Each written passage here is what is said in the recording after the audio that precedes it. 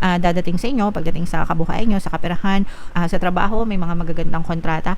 Especially guys, kung nag-a-apply kayo ng trabaho, matagal na kayong pending, ganyan, matagal na kayo nag-aantay ng update or mga balita guys na maaari nang dumating sa inyo yung mga magagandang job offer, mga magagandang offer, mga magagandang balita, kontrata yan. So, blessings yan para sa inyo, mga kapiksi. You will be so blessed guys, especially yung mga nag-a-apply ng abroad or yung mga nagbabalak lumipat ng trabaho.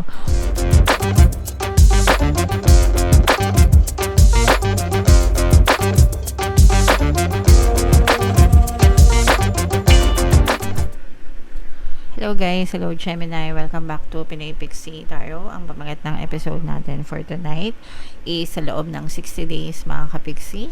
Panibagong serye natin. Actually, matagal na natin tong serye na to mga kapixie. Binabalik lang natin dito sa ating channel, no? So, yeah.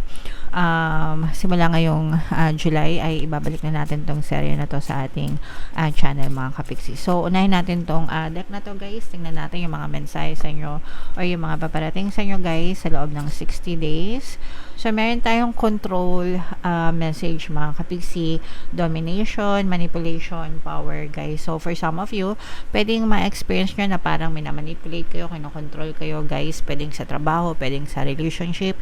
Sa trabaho mga kapixie, minsan may mga boss, may mga amo na micromanagers, no? Manipulative sila, parang wala kayong kalayaan na gawin yung gusto nyo on your own, dinidiktahan kayo, and kung ano lang yung inuutos sa nyo, yun lang yung gagawin nyo. May mga ganong boss talaga guys, no? So there's no room for growth and improvement, at saka minsan nakakasakal, diba? And for some of you naman, pwedeng sa relationship, no, kapag kayo ay nakatapat or nakatsyempo ng mga partner or specific person na very controlling, usually mga narcissistic yung mga ganon guys. And kayo naman mga kapiksi, iwasan nyo rin yung ganitong ugali kasi hindi maganda yung kinokontrol natin yung ibang tao guys, okay? So by letting go of the illusion of control, we open ourselves to genuine freedom. Kailangan natin ng freedom, ng kalayaan, and yung ibang tao ganun din. So let go of control issues mga kapiksi, okay? Alright, next message for you, Gemini. Meron tayong envy mga kapiksi. Pag sinabing envy, jealousy, pagkainggit, ganyan, longing, kumbaga parang kung ano yung meron yung iba, gusto nyo meron din kayo, yung mga ganun guys, okay? So, unang-una, kung kayo yung nagsiselos or naiinggit, wag.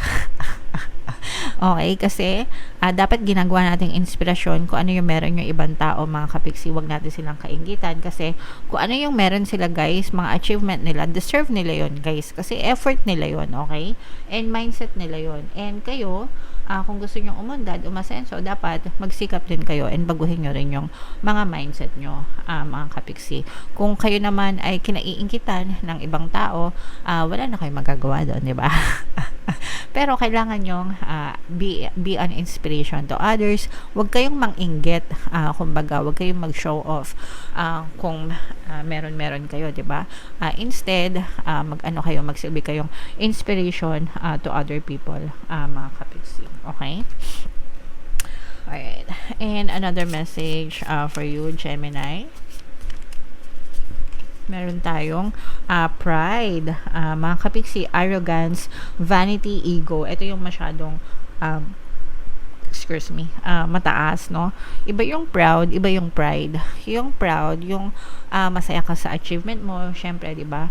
Kapag ka successful ka, ganyan. Pero yung sabayan mo ng pagyayabang yung achievement mo, yun na yung mga kapiksi. Kailangan marunong pa rin tayong magpakumbaba despite ng mga achievements natin sa ating buhay, mga kapiksi.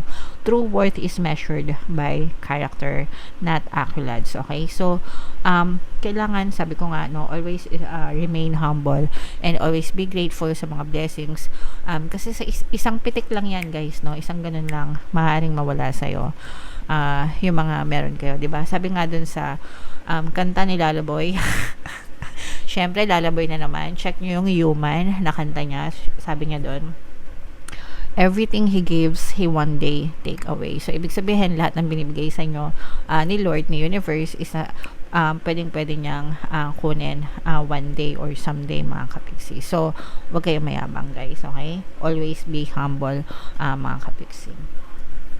Alright, so comment down below, Gemini, if feeling nyo nakaresonate kayo dyan. Tingnan natin yung ganap sa inyo sa loob ng 60 days, mga kapiksi. Habang sinushuffle ko to, panoorin nyo muna yung video natin regarding sa ating paano mag-manifest ng abundance video course. Kapiksi, sawa ka na ba sa mga struggles at hirap sa buhay mo? Masipag ka ba at masikap sa buhay ngunit hindi ka pa rin umaasenso? Ilang beses ka na bang nag-attempt mag-negosyo at mag-invest pero palagi ka pa rin nalulugi? Sa pagkakataon na ito ay maaaring may subconscious beliefs ka na nagiging balakid sa iyong pag-unlad at pagyaman.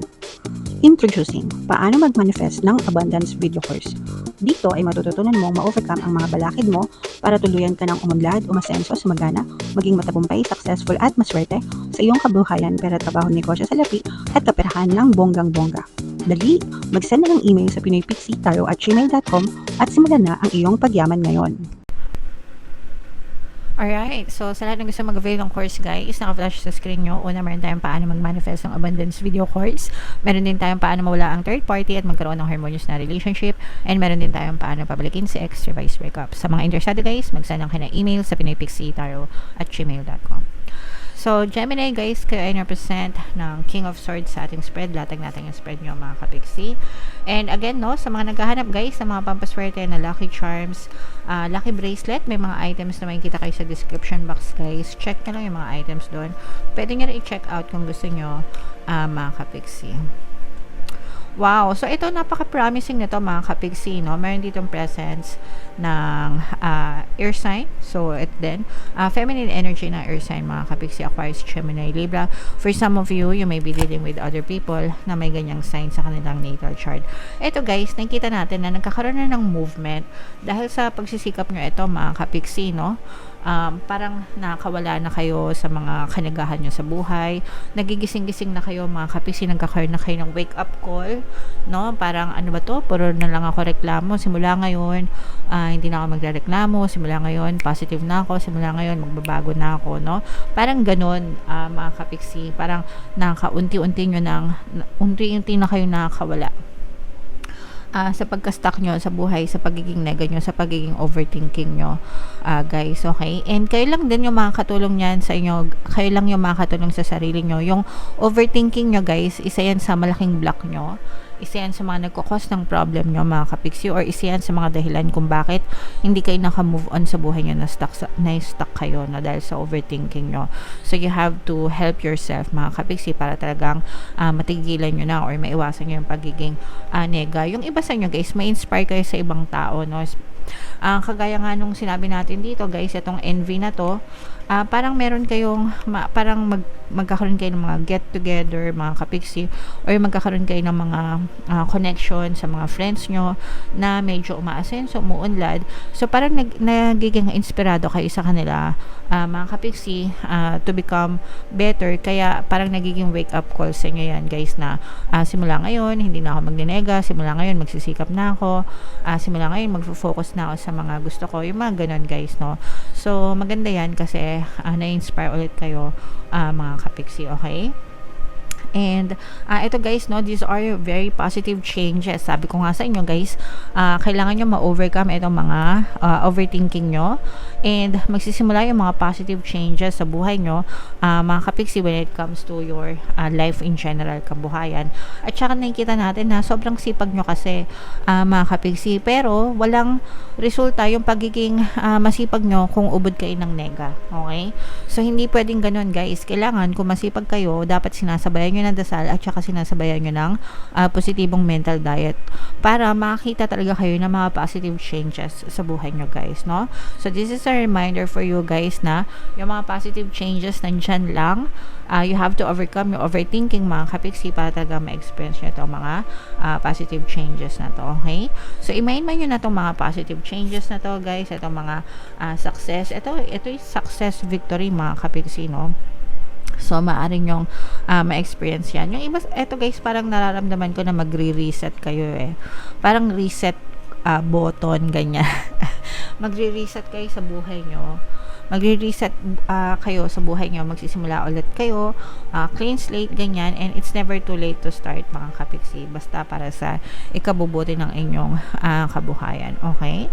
Alright, so yeah, wow, ayan no, grabe, diba? So may mga good news, may mga blessings guys na dadating sa inyo pagdating sa kabuhayan nyo, sa kaperahan, sa trabaho, may mga magagandang kontrata, especially guys kung nag-aano kayo, nag-a-apply kayo ng trabaho, matagal na kayong pending, ganyan, matagal na kayo nag-aantay ng update or mga balita guys na maaari nang dumating sa inyo yung mga magagandang job offer, mga magagandang offer, mga magagandang balita, kontrata, yan. So blessings yan para sa inyo mga kapiksi. You will be so blessed guys, especially yung mga nag-a-apply ng abroad or yung mga nagbabalak lumipat ng trabaho, mga kapiksi, no? Kung meron kayong let's say for example employed kayo ngayon tapos lilipat kayo ng ibang trabaho, yan talaga guys. Nakikita natin na parang mas maganda yung mga benefits dun sa mga lilipatan yung trabaho. Okay?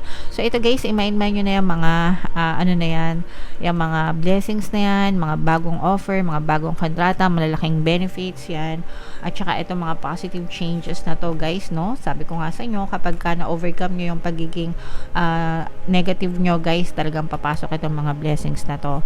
So you should help yourself mga kapiksi. Okay? Alright. So bunot lang tayo ng isa pang card guys para sa inyong additional na message, Gemini. So i-close up natin. Keep moving forward even if you are unsure of your next step or where it may take you. Trust that you are walking the path you are meant to walk. Remember, we are walking it with you. Trust yourself more. So, guys, you are always being guided by your spirit guides, by the universe, mga kapiksi. So, lakad lang ng lakad, forward lang ng forward mga kapiksi, huwag kayong titigil guys, kahit hindi kayo sure kung saan kayo pupunta, no? As long as you show up for yourself every day, you take one step at a time mga kapiksi, may makikita at may makikita kayo sa harap nyo, no? And you will be guided towards the right direction para sa magandang buhay nyo. And don't ever look back mga kapiksi, no? Huwag nyo nang balikan yung mga kanigahan nyo sa buhay. Hindi tayo pabalik sa past guys, pa-forward lang tayo sa future. So just keep on moving forward mga kapiksi. Okay? Alright, so yeah, comment down below guys if feeling nyo naka-resonate kayo. And again guys, no, yung mga magaganda dito, itong mga blessings na itong mga kontrata na itong mga job offers na yan, itong mga positive changes, i-mind nyo na sa comment section mga kapiksi. And for more tarot readings guys, ito yung playlist nyo. Ito naman yung ating success stories ng paano mag-manifest ng abundance video course. Thank you for liking, sharing, and subscribing mga kapiksi. See you next time. I love you all. Have a nice day. Bye-bye.